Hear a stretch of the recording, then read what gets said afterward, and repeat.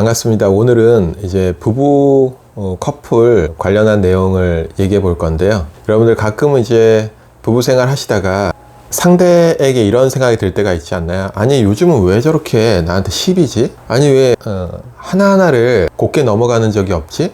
또는 왜 이렇게 사소한 일인데 굉장히 큰 싸움으로 번지지? 이런 느낌을 받으셨을 때가 있지 않나요? 근데 나한테 분명히 까칠하게 하고 있는데 왜 저렇게 하는지 잘 이해가 안 될 때가 있기도 하고, 또는 나 역시도 상대에게 말 한마디가 곱게 안 날 때가 있는데요. 내가 내 마음 왜 그런지 모르고 유난히 마음에 안 들고 미워 보일 때, 이럴 때가 있습니다. 근데 이런 것들이 이제 잠깐 있고 끝나면 괜찮은데, 이게 오랫동안 지속돼 버리고 그 다음에 이런 것들 때문에 감정이 상해서 서로가 대화를 망치는 소통들, 막 공격하고 방어하고 반응 안 하고 경멸하기, 이런 것들이 벌어지게 되면 나중에 감정의 골이 깊어져서 심한 경우에는 이제 이혼까지 갈 수 있는 그런 파국으로 갈 수 있는 상황이 발전이 되는 거죠. 그래서 오늘은 이런 상황이 벌어졌을 때 사실은 서로가 얘기하지 않는, 또는 자기 자신도 잘 모르고 있는 그런 마음의 속내에 대해서 이야기해 보려고 해요. 그래서 이러한 마음의 속내를 알아야지, 마음속에 이제 심리 구조를 알아야지 이 싸움을 멈출 수 있고 파국으로 가지 않을 수 있겠죠. 그래서 영상 끝까지 보시면 대략적으로 감이 오실 거예요. 결론부터 말씀드리면, 표면적으로는 되게 사소한 걸 가지고 시비를 거는 것 같지만 그 핵심에는 결혼 생활의 꿈이 걸려 있습니다.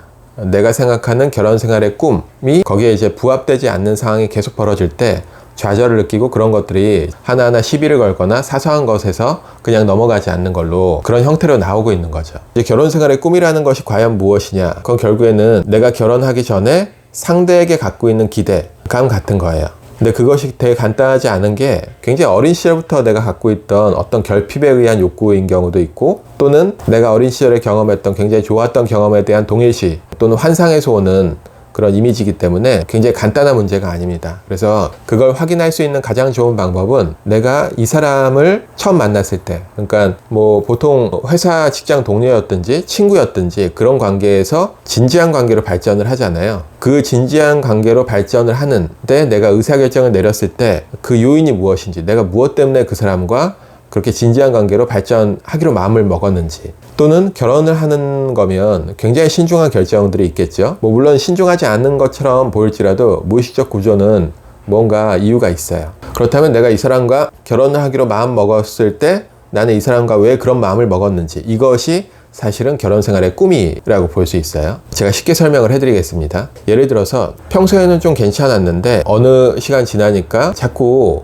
늦게 들어오는 남편에게 들어올 때마다 사사건건 시비, 틱틱거리는 와이프가 있다고 상상을 해보죠. 근데 남편이 뭐 술 먹고 늦게 들어오는 것도 아니고 직장 생활에서 업무를 하다가 늦게 들어오는 거예요. 그런데 와이프는 늦게 들어온 남편에게 맨날 이런 식으로 얘기하는 거죠. 지금 몇 시야? 몇 시인데 지금 이제 집에 기어 들어오고 그래? 그럼 남편이 이렇게 얘기하는 거죠. 아니, 내가 뭐 놀다 온 것도 아니고 일하다 왔잖아. 그럼 와이프가 곱게 안 나가죠. 너만 힘드나? 나도 힘들지. 집에서 노나? 이런 식으로 나오면은 남편분은 이상한 거죠. 이 여자가 왜 이러지? 원래 괜찮았었는데 왜 자꾸 요즘 시비를 걸지? 싸우곤 있지만 속으로는 되게 아이러니하기도 하고, 사실은 이제 속상하고 슬프기도 하고 이해가 안 되는 거죠. 그래서 내가 막 돈을 벌어야 되는 이유에 대해서, 또는 내가 왜 직장에서 뭘 하고 왔는지에 대해서 일일이 설명을 하지만 와이프분은 듣지 않는 상황이고, 근데 사실은 와이프도 내가 왜 이렇게 남편이 요즘 꼴 보기 싫은지 이해할 수 없는 거죠. 근데 그 이면을 들여다보면 그 와이프분의 결혼 생활의 꿈이 걸려 있는 겁니다. 그러니까 이 와이프분의 결혼 생활의 꿈은 뭐였냐면, 이 남자분과 처음 사귀고 결혼하기로 한 그 결정적인 이유는 그 사람의 마음속에 우선순위 항상 내가 1등이었다는 느낌을 받았기 때문이에요. 두 사람은 장거리 연애를 했는데 아무리 늦게 끝나더라도 항상 나를 그 먼 거리를 보러 달려왔었고, 그리고 주말이 되면은 그 누구하고도 약속을 잡지 않고 항상 나를 위해서 스케줄을 빼놨던 그런 사람이죠. 그런 모습에서 굉장히 감동을 받았고 안정감을 느꼈던 그런 상황에서 이제 결혼을 하게, 저 사람 믿을만 하다, 이런 생각이 들었던 거죠. 근데 이제 이 여자분의 어린 시절을 살펴보면, 예를 들면 출생 순위로 봤을 때는 둘째여서 위로는 누나에게 양보해야 되고 아래로는 이제 동생에게 양보해야 되고, 그래서 굉장히 눈치 보고, 그 다음에 어렸을 때 엄마의 사랑 획득하는 과정에서 항상 내가 뒤로 밀린다는 느낌을 많이 받았던 여자예요. 그리고 양육은 방치하는 양육을 많이 경험했었고, 그러니까 한 번도 내가 소중하다, 내가 우리 집에서 엄마에게 우선순위다 이런 느낌을 못 받았던 분인데 이 남자분을 만나면서 그런 것들이 채워졌다면 이거는 저 깊이 있는 핵심 문제까지 내가 건드려지는 거기 때문에 이 여자분에게는 이건 포기할 수 없는 결혼 생활의 주제가 되는 거죠. 그러니까 이 여자분도 사실은 이 남편분이 딴짓을 한 게 아니라 일을 하다가 온 건 다 알고 있어요. 그건 모를 리가 없죠. 하지만 왠지 내가 결혼 생활을 계속하면서 단편적으로 이 사건만 있었던 건 아니죠. 항상 남편은 가만히 보니까 시댁이 더 우선이었던 사람이고 또는 친구들과 관계 약속이나 이런 것들이 더 우선이었고 주말엔 예전에는 나와 함께 보냈었는데 이제는 드디어 일에도 밀린다고 생각이 들면 저 깊이에 있는 나의 어린 시절의 결핍이나 트라우마가 같이 올라오기 때문에 견디기 어려운 거죠. 그리고 더불어서 이런 것들, 그러니까 항상 마음속에 나를 최우선으로 생각해주는 내가 존중받는 느낌을 받게 해주는 그런 남자와 만나는 것이 나의 결혼 생활의 꿈이었었는데 그리고 그것 때문에 이 남자와 함께 결혼을 하기로 결정을 했었는데 이런 것들이 부합이 되지 않기 때문에 아주 사소한 것부터 거슬리기 시작하는 거죠. 대략적으로 이해가 되셨나요? 그러니까 표면적으로는 늦게 들어온 남편에게 틱틱거리는 것처럼 보이지만 저 깊이에 들어가면 그 사람의 내가 굉장히 사랑하는 그 사람의 마음속의 우선순위에 내가 밀리고 방치당한다는 그런 상처를 재경험하고 싶지 않은 것과 관련된 주제예요. 그리고 그것은 결혼 생활의 꿈으로 발전을 하는 거죠. 그리고 이 꿈은 결코 변하지 않고 영속적인 문제이기 때문에 잘 변하지 않아요. 물론 이제 개인 상담의 관점에서는 이 여자분의 결핍에 대한 심리치료가 필요할 수도 있겠지만 부부 상담의 관점에서는 건강한 부부는 상대가 원하는 걸 그냥 해주거든요. 부부 상담의 관점에서는 남편분이 이런 것들을 잘 캐치하고 거기에 대해서 충분히 그런 안정감 제공해 줄 필요가 있습니다. 그러면은 같은 이야기를 한번 남편분 입장에서 한번 스토리를 써보죠. 근데 남편분은 와이프가 이렇게 사사건건 나한테 트집 잡고 뭐라고 할 때마다 굉장히 슬퍼지고 우울한 감정을 느끼고 있습니다.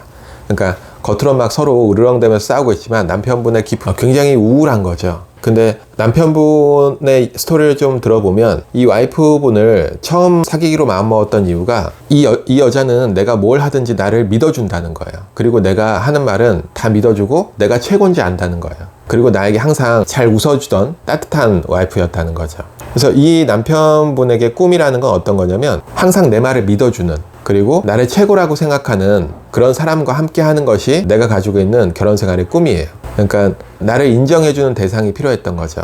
근데 이 남편분의 어린 시절을 보면 부모님이 굉장히 나르시시스틱한 부모님을 밑에서 이제 자랐다고 가정을 해보죠. 그러면 이 나르시시스틱한 분은 결코 이 아이에게 인정과 사랑을 해주지 않는 거죠. 끊임없이 밀어붙이는 거죠. 굉장히 잘했음에도 불구하고 학교에서 성적을 굉장히 잘 맞았음에도 불구하고 보통 이런 분들이 뭐 그것밖에 못했어? 또는 잘 맞아오면 커봐 잘할 수 있잖아 뭐 이런 식으로 아무리 내가 잘해도 부모님의 높은 기대에 부응할 수 없는 언제나 부족한 사람이었던 거죠. 그래서 끊임없이 삶에 있어서 압력을 느끼고 그리고 항상 나는 집에서 못하는 존재 뭔가 부족한 존재로 인식되었던 사람인 거죠. 그리고 어머니가 굉장히 엄하시고 그 다음에 굉장히 그 MBTI로 봤을 때 뭐 T, 사고형이어서 감정적 공감이 거의 없는 그러면서도 굉장히 통제하고 압력이 많았던 그런 양육을 경험했다고 상상을 해보는 거죠. 그럼 이분은 결국에는 통제가 강하고 끊임없이 못했다는 소리를 들었기 때문에 기본적으로 가지고 있는 핵심 감정은 이제 수치심일 확률이 많죠. 그래서 이 여자분을 처음 만났을 때 너무 좋았던 거는 내가 하는 말을 다 믿어주고 그 다음에 굉장히 잘한다고 해주는 거예요. 당신 말이 맞아. 당신 말이 맞는 것 같아. 그리고 나에게 항상 조언을 구하고 그리고 내가 하는 말에 잘 경청해서 귀 기울여주는 그런 따뜻한 그리고 나를 믿어주는 와이프가 굉장히 좋았던 거죠.